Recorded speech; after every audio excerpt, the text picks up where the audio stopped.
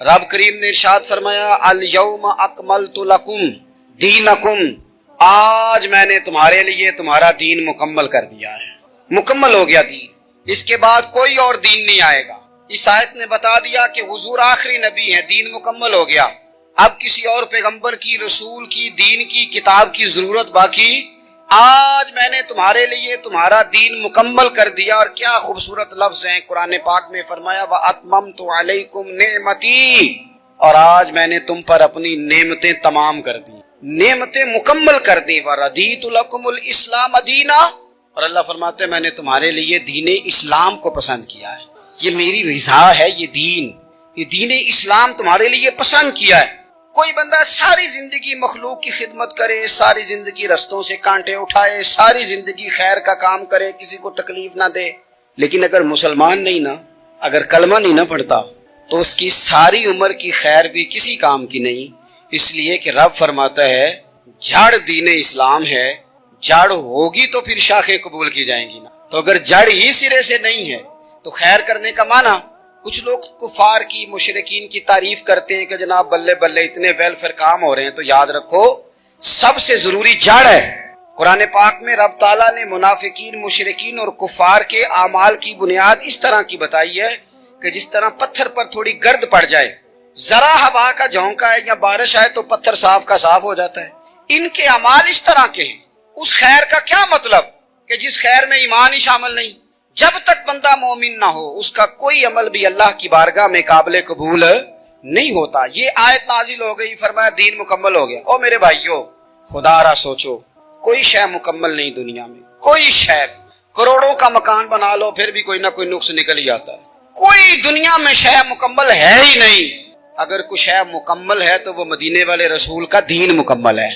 مکمل، جب ہم کہتے ہیں نا مکمل دین، تو لوگ سمجھتے ہیں تو شاید سادی سی بات ہے، یہ وہ والی بات ہے جو دنیا میں کہیں نہیں پائی جاتی۔ جب یہ آیت نازل ہوئی تھی نا، بخاری میں موجود ہے، ایک بہت بڑا یہودیوں کا عالم حضرت عمر فاروق رضی اللہ تعالیٰ عنہ سے کہنے لگا یہ جو تم پر آیت نازل ہوئی ہے نا کہ دین مکمل ہو گیا، یہ اگر ہم پر نازل ہوتی نا تو جس دن یہ آیت نازل ہوئی ہوتی ہم نے ہر سال اسی دن کو عید بنا لینا تھا کہ دین مکمل ہو گیا، الیوم اکملت لکم دینکم، دین مکمل ہو گیا، ہم تو عید بنا لیتے۔ تو حضرت عمر کہنے لگے ہم پر بھی بڑا فضل ہے، جس دن آیت نازل ہوئی تھی عرفہ کا دن بھی تھا اور جمعے کا دن بھی تھا، ایک نہیں دو عیدیں تھی مسلمانوں کی، دو عیدیں تھی مسلمانوں کی، دو۔ عزیز بھائی، دین مکمل اللہ نے دیا۔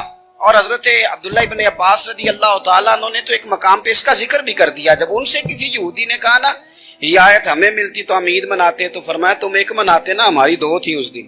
جمعہ بھی تو مسلمانوں کی عید کا دن ہے نا۔ بہت سارے لوگ ہیں بیچارے جو کہتے ہیں اسلام میں عیدیں صرف دو ہیں، اور وہ بھی صرف پریشانی انہیں عید میلاد النبی والے دن ہوتی ہے، اس کے آگے پیچھے نہیں ہوتی، حالانکہ نبی پاک علیہ السلام نے کہا ہر جمعہ بھی عید ہے، خود حضور نے فرمایا، لیکن وہ اڑ جاتے ہیں کہ نہیں عیدیں صرف دو ہی ہیں۔ بھائی آپ یہ کہہ سکتے ہیں کہ اسلام کی معروف عیدیں دو ہیں، اپنے معنی اور مفہوم کے لحاظ سے جس کو یوم عید کہا جائے وہ عیدیں دو ہیں۔ نبی پاک صلی اللہ تعالیٰ علیہ وسلم نے میدان عرفات میں خطبہ دیا۔ یہ جو واعظ و نصیحت ہے نا، خطبہ، تقریر، یہ دنیا کر رہی ہے، کرتی رہے گی، کرتی چلی آئے گی، اور اس کو میرے نبی پاک علیہ السلام نے پسند فرمایا۔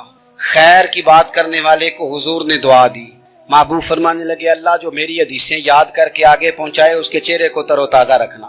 یہ ابلاغ دین بہت بڑی بات ہے اگر کوئی خلوص نیت سے کرے، لیکن کائنات ارضی میں وہ جو حضور کا خطبہ حجۃ الوداع ہے، وہ دستور ہے، وہ منشور ہے، انسانی حقوق پر اس سے بڑا چارٹر نہ پہلے کبھی تھا نہ قیامت تک دوبارہ بن سکتا ہے۔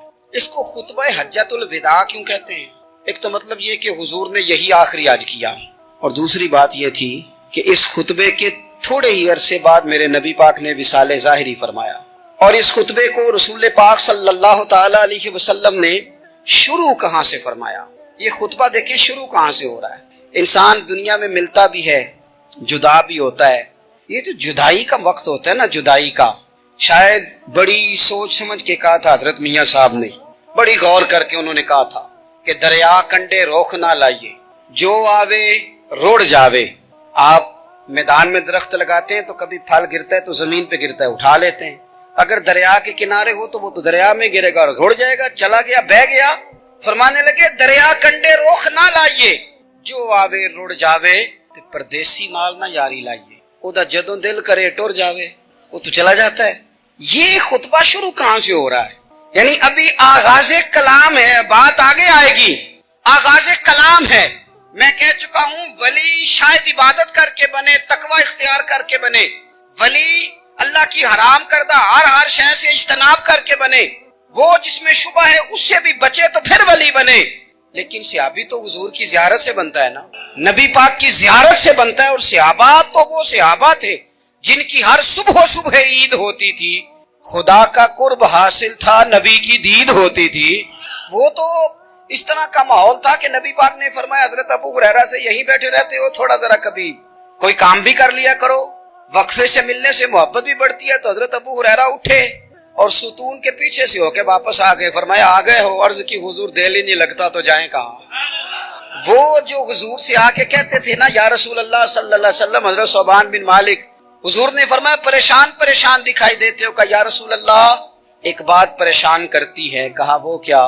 عرض کی حضور دل بے چین ہوتا ہے تو زیارت کو آ جاتا ہوں، آج ایک عجیب خیال آیا ہے، اور اس نے عجیب رنگ طبیعت میں بھر دیا ہے۔ فرمایا تمہیں کیا خیال آیا؟ عرض کی یا رسول اللہ صلی اللہ علیہ وسلم آج خیال آیا ہے کہ صوبان ہے تو حضور کا غلام ہے، جنت تو حضور کے صدقے ملے گی، لیکن یہ ہے کہ حضور تو ہوں گے نا نبیوں کے ساتھ، تجھے ملے گی پر ملے گی تو غلاموں کے محلے میں نا۔ دل میں خیال آیا کہ وہاں زیارت بھی ہوگی کہ نہیں، او جنت میرے کس کاری جتھے یار نظر نہ آوے، زیارت بھی ہوگی کہ نہیں۔ حضور کی بارگاہ میں جب حضرت صوبان نے عرض کی تو رب کریم نے فرمایا محبوب جو تیری اور تیرے رب کی اطاعت کرے نا، اولئک انعم اللہ علیہم من النبیین والصدیقین والشہداء والصالحین، فرمایا ان کو اللہ نبیوں کے، صدیقین کے، شہداء اور صالحین کے ساتھ ہی جنت میں اکٹھا فرمائے گا، وہ اکٹھے رہے۔ تو جن کو تو جنت میں بھی حضور کی زیارت کے بغیر چین نہیں تھا، ان کو حضور نے خطبہ حجۃ الوداع شروع کرتے وقت پہلا جملہ پتہ کیا کہا؟ حضور اونٹنی پہ ہے، احرام باندھا ہوا ہے، 1,40,000 کم و بیش غلام سامنے کھڑے، عرفات کا میدان۔ محبوب فرمانے لگے پہلا جملہ، جو درد والے تھے وہ تڑپ گئے، یہ سارے درد والے تھے لیکن کچھ زیادہ مزاج شناس تھے۔ محبوب نے پہلا جملہ کہا، حضور فرمانے لگے لوگو جس طرح آج اکٹھے ہوئے ہیں شاید اس کے بعد دوبارہ ہم اکٹھے نہ ہوں۔ پہلا اعلان ہی کر دیا کہ یہ تمہارے ساتھ جو آج خطبہ ہے نا، اس میں اشارہ دے دیا کہ دوبارہ نہیں جمع ہوگے، اگلا حج نہیں کرنا، بس ختم ہوئی بات، یہ آخری پہلی بات ہی حضور نے یہ بیان۔ اب وہ اتنے دل نرم ہو گئے حضور کی بات سن کے، آنکھوں میں آنسو اس طرح آ گئے، طبیعت کا ملان اتنا بڑھ گیا کہ ہر ایک کا دل کشکول بن گیا، ہر طرف سے آہیں اور سسکیاں ہیں کہ حضور کے وہ جملے یوں صحابہ لے رہے تھے جب آپ سے کوئی کہہ دے کہ بھائی یہ وقت بس آخری ملاقات کا ہے، تو پھر انہوں نے وہ تو حضور کی ہر بات ہی توجہ سے سنتے تھے، پر یہاں جو انداز بن گیا وہ انوکھا بن گیا۔ فرمایا شاید دوبارہ ملاقات نہ ہو۔ پھر میرے کریم محبوب صلی اللہ تعالی علیہ وسلم نے فرمایا جس طرح تمہارے لیے یہ شہر حرمت والا ہے، مکہ حرمت والا ہے نا، ایک نیکی کرو تو مکے میں 1,00,000 کا ثواب، حرم مکہ میں ایک گناہ کرو تو وہ بھی 1,00,000 لکھا جاتا ہے، حرمت والا ہے، بڑی عزت والا ہے۔ فرمایا جس طرح یہ گھر عزت والا ہے کعبہ، جس طرح یہ شہر عزت والا ہے، فرمایا جس طرح آج کا دن حرمت والا ہے، مسلمانوں میں تمہیں بتا کے جا رہا ہوں، تمہیں سمجھا رہا ہوں، اسی طرح میں نے تم سب پر ایک دوسرے کے مال اور عزت کو حرمت والا کر دیا۔ اور صحابہ کو نا حضور نے پہلے یہ سبق پورا، حضور نے پوچھا، یہ بھی ذرا کمال ہے، یہ بخاری مسلم کی حدیث ہے، حضور نے صحابہ سے پوچھا 9 ذی الحج ہے، جمعے کا دن ہے، ذی الحج کا مہینہ ہے، سب کو پتہ ہے، لیکن نا آپ جمعہ پڑھنے ہیں تو میں آپ سے کہوں کہ آج کون سا دن ہے تو آپ کہیں کہ جناب جمعہ ہے، عجیب آدمی ہے جمعہ پڑھا رہے ہو، لیکن جو صحابہ کا انداز ہے وہ اور ہے۔ حضور نے پوچھا آج یہ کون سا مہینہ ہے؟ یہ ادب ہے، یہ مقام ہے، یہ وہ مقام ہے جہاں بہت سارے صرف عقل والے بندے جو ہوتے ہیں نا وہ بیچارے گرتے پڑتے ہیں، کہتے ہیں جی بات آتی ہو تو بتانی چاہیے، یہ کیا بات ہوئی جی، بندہ بولے ہی نا، یہ کیا لیکن کچھ لوگ ایسے ہیں جن کا دھارا ادب کچھ اور ہوتا ہے، انہیں ڈھیروں باتیں بھی آتی ہوں تو ہر جگہ بات کرنے کی نہیں ہوتی، سب جگہ کہانیاں سنانے کی نہیں ہوتی۔ حضور نے فرمایا کون سا مہینہ ہے؟ قربان بھیا کو زبان ہو کے کہنے لگے واللہ و رسولہ عالم، اللہ جانے اللہ کا رسول جانے، سانو تے قید سجن دا گہنا ہے، وہ جینج رکھے ایسا اونج رہنا ہے، ہمیں کیا پتا؟ پوچھا کسی نے، لکھا ہے صوفیاء نے، کسی نے پوچھا، تمہیں پتا نہیں، کہنے لگے چپ کر، ہمیں کیا پتا کون سا مہینہ ہے؟ تو حضور نے فرمایا آج تاریخ کون سی ہے؟ بھائی صاحب کو پتا تھا نا 9 ذی الحج کو یہ حج ہوتا ہے، کون سی تاریخ ہے؟ کہا واللہ ورسولہ عالم، اللہ جانے، اللہ کا رسول جانے، قربان جائیں۔ حضور نے پوچھا دن کون سا ہے؟ سب کو پتا ہے جمعہ ہے، کہنے لگے واللہ ورسولہ عالم، اللہ جانے اور اللہ کا۔ وہ صحابہ بتا کیوں نہیں رہے؟ تو اہل محبت کہتے ہیں صحابہ کا جواب یہ تھا ہمیں کوئی مہینوں سے غرض ہے، ہمیں کوئی دن سے غرض ہے، ہمیں کوئی تاریخ سے غرض ہے؟ حاجیو آؤ شہنشاہ کا روزہ دیکھو، کعبہ تو دیکھ چکے، کعبے کا بھی کعبہ دیکھو، ہمیں تو محبوب سے غرض ہے۔ مہینہ تھا ذی الحج کا، اگر حضور کہہ دیتے ذی الحج نہیں ذی قعد ہے تو ہم نے ذی قعد ہی بنا لینا تھا۔ تاریخ تھی 9، اگر حضور فرما دیتے 11 ہے تو ہم نے 11 ہی بنا لینی تھی۔ دن تھا جمعے کا، اگر حضور کہتے پیر ہے تو ہمیں کیا لگے؟ ہمیں تو محبوب کی رضا چاہیے۔ آپ دیکھیں نا، ایک صحابی کے ہاتھ ذرا لمبے تھے تو حضور نے فرمایا یا ذوالیدین، او لمبے ہاتھوں والے۔ ان سے کوئی پوچھتا نام کیا ہے تو کہتے میرا نام ہے 2 ہاتھوں والا۔ او بھائی میرے بھی 2 ہیں، تم کیوں 2 ہاتھوں والا؟ کہنے لگے یہ نہیں مجھے پتا، مجھے نبی پاک نے کہا 2 ہاتھوں والا۔ تو ٹھیک ہو گئی جو حضور نے نام رکھ دیا۔ تو حضور سید عالم نے پوچھا، پھر حضور نے حرمت یاد کرائی، فرمایا یاد رکھو یہ دن بھی بڑی عزت والا ہے، جمعے کا ہے، یہ مہینہ بھی بڑی حرمت والا ہے، ذی الحج کا ہے، یہ تاریخ بھی بڑی حرمت والی ہے۔ لیکن فرمایا جس طرح اس دن کی، اس شہر کی، اس مہینے کی تم نے عزت کرنی ہے، اسی طرح ایک دوسرے کے مال کا، ایک دوسرے کی عزت کا تم نے پاس کرنا۔ مسلمان بھائیوں، خدا را یہ حضور کہہ رہے ہیں یار، نبی پاک نے کعبہ کے سامنے کھڑے ہو کے فرمایا بیت اللہ تیری بڑی شان ہے، تیرا بڑا مرتبہ ہے، لیکن فرمایا میرے مومن کی عزت رب کی نظر میں کعبے سے بھی زیادہ ہے۔ ہم کیسے بیٹھ کے یار، ہم کیسے جرات کرتے ہیں کسی کی پگڑی کھولنے کی کونے میں بیٹھ؟ ہم اپنے گھر بیٹھ کے کسی پر تبصرہ کر گئے، کسی بندہ مومن کی عزت اچھال گئے، بالکل پتہ نہیں تھا بات کا اور ہم نے کہانی بنا دی پوری کی پوری، داستان سرائی کر گئے۔ صبح سے شام تک ہماری گپ شپ کا عنوان کیا ہے؟ کسی نہ کسی کا شکوہ، کسی نہ کسی کی شکایت، یہ ہماری گپ شپ ہے۔ خدا را حضور نے تو خطبہ حجۃ الوداع میں پہلا سبق یہ دیا تھا کہ میرے جانے کے بعد ایک دوسرے کی عزت کرنا، اور اسی خطبے میں ایک جگہ پہ فرمایا یہ نہ ہو کہ میرے جانے کے بعد تم ایک دوسرے کی گردنیں مارنے لگ جاؤ، ایک دوسرے کی عزتوں کا خیال کرنا، پاس کرنا۔ مسلمانوں، میرے عزیز بھائیوں، بزرگوں، عزتوں کا دفاع شروع کریں۔ تھوڑی دیر کے لیے اپنی زبان لوگوں کے اوپر تبصرہ کرنے سے کنٹرول میں لائیں۔ کچھ چیزیں ایسی، میں مختلف شہروں میں جاتا ہوں، جس شہر میں گئے وہاں لوگوں نے یہ کہا جناب یہاں جو مولانا ہے نا، بعض لوگ یہ باتیں بڑی چسکے لے کے سنتے ہیں، یہاں جو مولانا ہے نا وہ کچھ نہیں کرتے، آپ بڑے اچھے ہیں، یہاں جو پیر صاحب ہیں وہ بڑے گڑبڑ ہیں، آپ بڑے اچھے ہیں۔ تو میں ان سے کہتا ہوں کہ میں اس لیے اچھا ہوں کہ میں تھوڑی دیر کے لیے آیا ہوں، میں نے چلے جانا ہے، اور دوسری بات یہ کہ مجھے آپ جتنا مرضی اچھا کہہ لیں، میں نے رخصت ہو جانا ہے 2-3 گھنٹوں کے بعد۔ یہاں جس آدمی کا آپ شکوہ کر رہے ہیں نا، آپ اس کو جنازے کے لیے خبر کریں نہ کریں، اسے پتہ چل گیا نا محلے میں جنازہ ہو گیا ہے، تو اسے کوئی کام بھی ہوا تو اس نے کہنا یار نہیں محلے میں فوتگی ہوگی، میں نے جنازہ پڑھانا ہے، اس نے جانا نہیں۔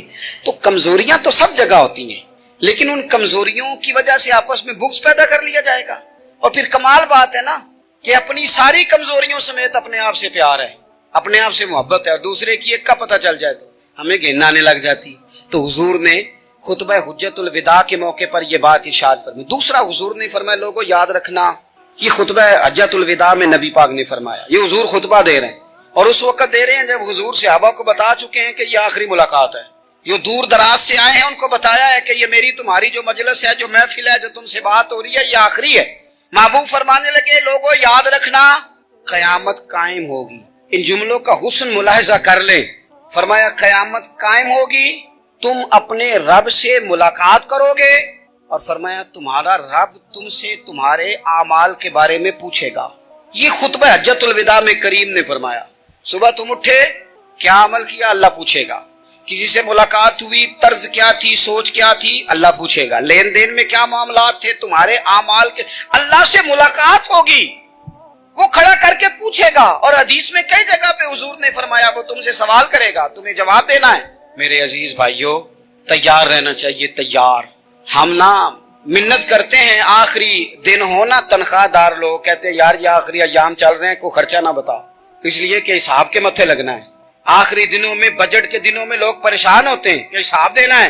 जब रब से मुलाकात करेंगे और वो हिसाब मांगेगा, कितना मुश्किल काम है। और एक मकाम पे हुजूर ने फरमाया जिससे अल्लाह ने हिसाब मांगा वो तो उलझ गया, दुआ करो वो हिसाब मांगे ही ना, बेहिसाब ही बख्शिश फरमा दे। नबी पाक सल्लल्लाहु तआला अलैहि वसल्लम ने इरशाद फरमाया इसी खुतबा हज्जतुल विदा में, हुजूर फरमाने लगे सुन लो, मैंने तुम तक अल्लाह ताला का पैगाम पहुंचा दिया है। अब जिस शख्स के पास अमानत रखी हो उस पर लाजिम है कि वो अमानत उस तक पहुंचा दे जो उसका मालिक है। हम बहुत सारे लोग ऐसे होते हैं, हमारे पास अमानतें होती, कुछ भी ना हो तो कुछ लोगों के राज की अमानत होती, कुछ भी ना हो तो कुछ लोगों की बातें हम तक पहुंच जाती हैं, वो राज होता है, वो अमानत होती है। मजलिस की गुफ्तगू भी अमानत है, लेकिन हम अमानतों का ख्याल नहीं करते, खयानत हो जाती है। बहुत मोहतात होकर अपनी जिंदगी में अमानतों का ख्याल किया जाए। या अय्युहल्लज़ीना आमनू ला तख़ूनुल्लाह वर रसूला व तख़ूनू अमानातिकुम व अंतुम तालमून। अल्लाह फरमाते हैं ईमान वालों, ना रब से खयानत करना, ना रब के रसूल से खयानत करना, ना आपस में एक दूसरे से खयानत करना, जानते बूझते हुए ये काम ना करना। व अंतुम तालमून, जानते हो, तुम्हें पता है। कभी भी बददियानती का मुजाहरा न करें अपनी जिंदगी में, कभी भी। और ये भी याद रख लें, बच्चों को क्या पता कि हमारा अब्बा हलाल ला रहा है कि हराम ला रहा है। आप ला रहे हैं ना, तो वो तो बेचारे भोलेपन में खा रहे हैं, तो हिसाब आपने देना है। जिन्ना ली तू पाप कमाए हुन किथे नहीं हो तेरे कर दे, भुला ना। तो बच्चों का तो ये मामला है भाई, अल्लाह माशाल्लाह कि वो वक्त पे ही शादी के 10-15 दिन के बाद ही उनको पैगाम मिल जाता है कि अगर हमारा लहदा घर हो तो मैं मर्जी से सजाऊं, तो मैं मर्जी से सवारूं, तो मेरा कोई मतलब अपना सिलसिला हो, तो बड़े टाइम पे सारी बातें शुरू हो जाती हैं। वो तो मामला ही बिल्कुल और है। तो बिल्कुल किसी भी अमानत में कभी भी खयानत करने की कोशिश न करें। और याद रखें, माले हराम जहां आता है वहां बड़ी तबाही आती है। जहां लोग बददियानत हो जाते हैं वहां मामलात बड़े खराब हो जाते हैं। अल्लाह तबारक व तआला दयानतदारी की तौफीक अता फरमाए। हुजूर ने खुतबा हज्जतुल विदा के मौके पर फरमाया मैंने आज जाहिलियत के सारे सूद खत्म कर दिए। नबी पाक मैदान अरफात में खड़े होकर फरमाने लगे जिस बंदे ने भी किसी से पैसे लिए हैं वो असल रकम देगा, जायद नहीं देगा। हुजूर के बड़े करीबी थे एक, फरमाया इन्होंने भी कुछ लोगों से पैसे लिए हुए, चूंकि वो सब लोग करते थे, हराम ही नहीं था।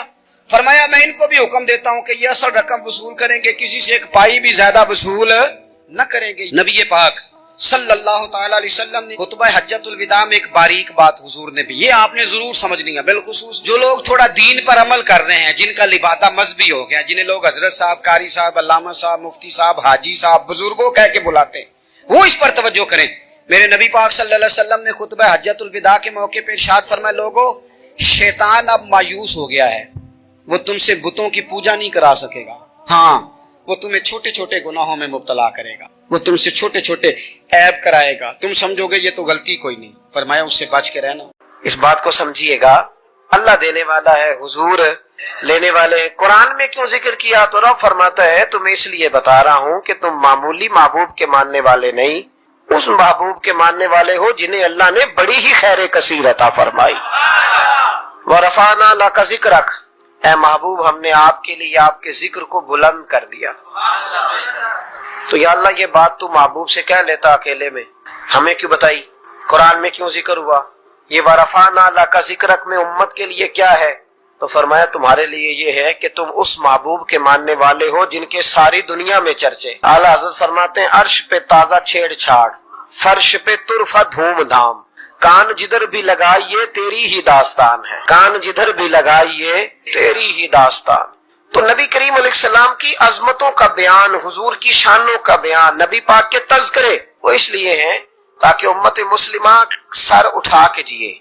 तो ये शर्मिंदा हो के जो लोग बातें करते हैं ना, माज़अल्लाह कमजोरी दिखाते हैं, ये इस कमजोरी को दूर करने का बेहतरीन इलाज ये है कि हर गली में, हर कूचे में, हर नगर में मेरे मुस्तफा की अजमतें बयान की जाए। एक जमाने तक ये जो दहरिये किस्म के लोग थे ना, अकल के पुजारी, एक जमाने तक ये कहा करते थे कि हजरत सुलेमान अलैहिस्सलाम का तख्त हवा में कैसे उड़ता था, 80 मन उसका वजन था, तो वो हवा में कैसे उड़ता था जी? कुछ लोग उस पे बैठे होते थे फिर भी वो हवा में उड़ता था। हमारे उस जमाने के उलमा उसका जवाब देते थे, वो तख्त जी हवा में कैसे उड़ता था? बड़ा इतराज होता था, बड़ी उस पर बातें होती थी। अब नहीं आप सुनते होंगे कोई बात, क्यों भला? अब हर रोज जहाज उड़ता है और उस तख्त से ज्यादा वजन लेके उड़ता है। 500 550 सवारी होती है, हर सवारी का 2-2 मन वजन भी होता है। और जब पायलट ऐलान करता है ना कैबिन से कि हम 38,500 फुट की बुलंदी पे जा रहे हैं, तो कोई शख्स इतराज نہیں کرتا. اب چھوڑ گئے حضرت سلیمان کے تخت پر اعتراض کرنا، اس لیے کہ سارے اوڑ کے آتے جاتے ہیں. اب ذرا ٹھہر گئے، اب یہ ٹینشن ختم ہو گئی کہ حضرت سلیمان کا تخت کیسے اٹھتا تھا. پھر ایک نیا اعتراض شروع ہو گیا. الم تر کیف فعل ربک باصحاب الفیل، کہ اتنا چھوٹا سا کنکر اور اتنا چھوٹا سا ابابیل اور اتنے بڑے ہاتھی کو کنکر مارے تو اتنے سے کنکر سے ہاتھی کیسے مر جاتا ہے؟ بڑی پریشانی بھئی، کنکر چھوٹا ہاتھی بڑا کیسے مر گیا؟ پھر اللہ نے فضل کیا تو بندوق کی گولی ایجاد ہو گئی. کہنے لگے نہیں پریشر سے لگے تو ہاتھی ماری جاتا ہے. اب اس کے بعد دوبارہ اس بات پر اعتراض نہیں کرتے. پہلے کہتے تھے کہ انسان کیسے جاتا ہے، کیوں کر جا سکتا ہے، ممکن کیسے ہے، یہ مطلب کیسے ہو گیا، معراج کیسے ہوئی. تو پھر ایک بندہ چاند سے تو ہو آیا ہے، اور جس نے وہ بندہ چاند پہ اتارا ہے اس نے کہا ہے کہ یہ آخری منزل نہیں، اس سے آگے بھی انسان جا سکتا ہے. تو میرے مصطفیٰ کریم نے فرمایا تم تو اب جانے کی باتیں کرتے ہو نا، جہاں تک میں ہو آیا ہوں تم سوچ بھی نہیں سکتے. کوئی رہ فلک اتے یار گیا، کوئی جا سدراتے ہار گیا، ایک کالیاں زلفاں والا سی جڑا لنگرشاں تو بھی پار گیا. میں تم نہیں نہ جا سکتے، تم کچی باتیں، کمزور باتیں. اور ایک اور بات میں آپ کو عرض کروں، نبی کریم علیہ السلام کے لیے یہ کام اتنا مشکل نہیں تھا جتنا قوم سمجھتی ہے نا. وہ ہمارے اپنے کچھ نادان دوست ہیں، اپنی عقل چھوٹی ہوتی ہے تو وہ اس عقل میں کیا کیا آئے گا، اتنی کچھ چیز ہوتی ہے اس میں اتنا ہی سامان آتا ہے نا. تو اپنی عقل چھوٹی ہوتی ہے تو بجائے اس کے کہ وہ ایمان لے آئے اللہ تک کی حکمتوں پر، وہ عقل کے ترازو پر چھوٹی سی عقل کو پریشان کرتے ہیں. چھوٹا سا دماغ ہوتا ہے، ہر وقت ٹینشن میں رہتے ہیں، وہ جی کیسے گئے، کس طرح کر کے گئے. تو میں کہتا ہوں نبی کریم کے لیے یہ مسئلہ ہی کوئی نہیں، حضور کے لیے یہ کوئی مسئلہ. حضور فرماتے ہیں میں تو اس وقت بھی نبی تھا. یہ ترمذی میں ہے، ترمذی ہے، سیاستہ کی حدیث. یہ سمجھیں گے دین ہے، یہ عقیدہ ہے، اس کو سمجھا کریں. فرمایا میں تو اس وقت بھی نبی تھا جب آدم علیہ السلام کی مٹی گوندی جا رہی تھی. تو محبوب تو پہلے بھی ان سارے نظاروں کو جانتے ہیں، ہر چیز حضور کی نظر میں ہے. اور اس کے بعد بھی، اس کے بعد کا جو ماحول ہے وہ بھی انوکھا ہے. وہ ایک صاحب تھے، مجھے کہنے لگے کہ وہ جی حضور تو گئے تھے حضرت جبریل لے کے تھے پروں پہ بٹھا کے، پہلے براق پہ گئے تھے، پھر حضرت جبریل کے پروں پہ، پھر رف پہ. ویسے تو نہیں نا بشر جا سکتا. تو میں نے کہا چلو مہربانی کرو تم بھی کسی دن براق پہ بیٹھ کے چکر لگا ہی جاؤ، کوئی کوشش کرو نا یار، کسی جگہ پہ ٹھہرو تو صحیح. عجیب فلسفہ. کہتے حضور، تو میں نے کہا چلو وہ تو رف تھی، حضرت جبریل کے پر تھے، براق تھا. تو وہ جو نبی پاک بعد میں 9 مرتبہ گئے اور آئے